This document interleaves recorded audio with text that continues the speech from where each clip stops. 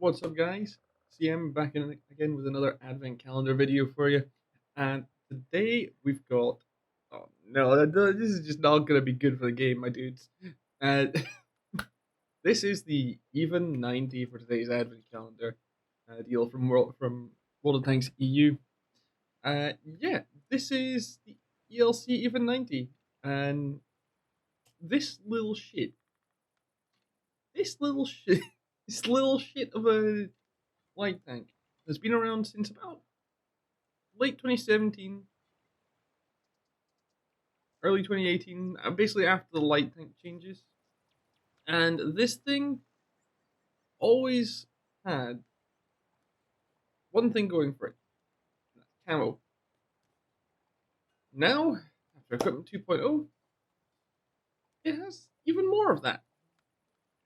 So, this also is on a pretty crazy good deal, actually. Like, for what this is, for basically one of the best light tanks in the game right now, because of Equipment 2.0, or what I consider to be one of them. Certainly one of the more annoying light tanks to deal with.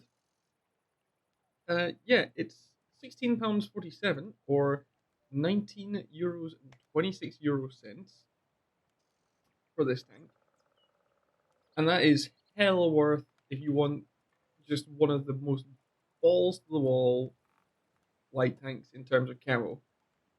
Think of this tank, right, as the opposite of the EBR light tanks. Well, wheeled vehicles.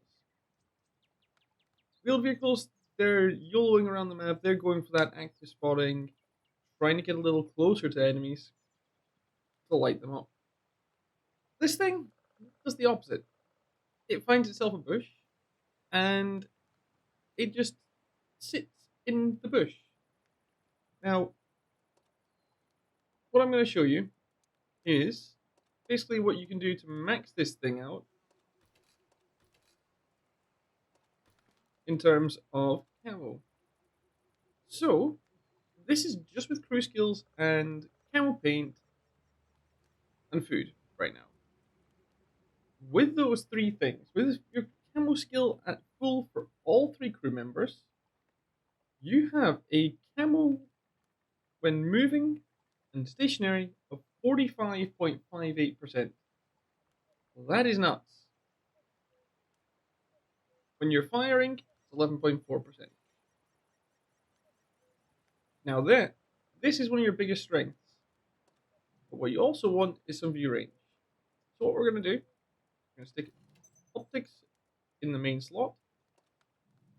Then we've got a couple of options. We can take low noise exhaust, which buffs our camo to 51.58. And we can also take something like vent, for example, which buffs our view range to 488 and buffs our camo by an extra percent roughly. So 52.47 when stationed. Well, when moving and not shooting. We have, on top of that, field modification. So we can take extra engine power in this thing. Now it doesn't have bad engine power by itself. It's 23.19. It's ground resistances that hold this thing back in terms of mobility. So generally speaking,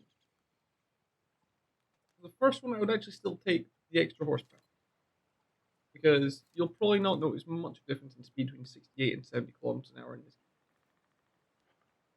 The next one, the reload time on this thing is actually not awful by itself. You've got a total of 660 potential alpha damage in a clip. It's 220 alpha damage, and you get 3 shots. Personally, I would take the aiming mechanism tuning because the gun can be a little derpy, so anything that helps that a little bit is nice.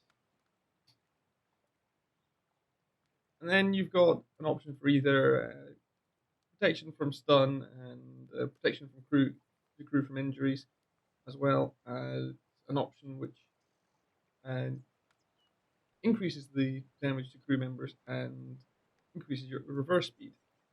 And then this does obviously reduces your reverse speed to protect your crew a bit more. Neither of those are worth it in this tank.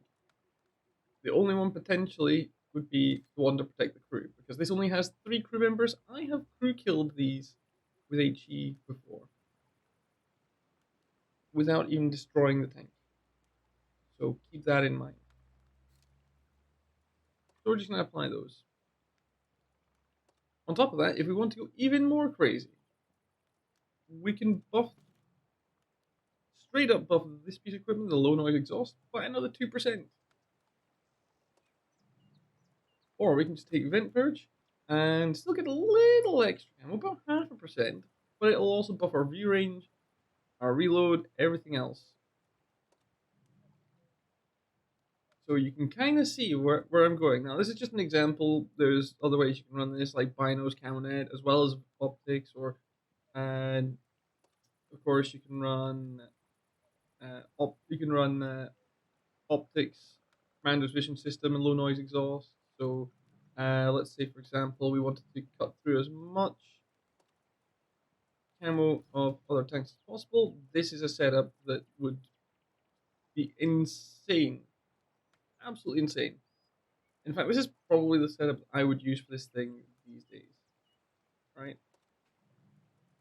And what's also even crazier, right, is if you happen to have either bounty or bond optics. So we go into the special section here, bounty optics. We can stick the low noise exhaust system in the first slot to buff that even more. And then, of course, we've always got the bond optics, so then we get even more view range. And yeah, you guys can probably tell why this is getting a bit on the little bit on the crazy side here. So, is it worth it? If you're gonna get it to play a traditional light tank in terms of getting to a bush and passive scouting, this is your tank. If you're getting a light tank to active scout, do not get this tank. But if you do like something that can active scout, you're going to have a great time with this thing because it is ludicrously strong. Like I say, possibly one of the strongest light tanks in the game, tier for tier right now, purely because of that camo and the way that the camo works with this tank after equipment 2.0. Anyway, guys, that's all from me for today. This thing's going to be an absolute terror, especially on maps like Prokhorovka. And I shall catch you guys on the next one.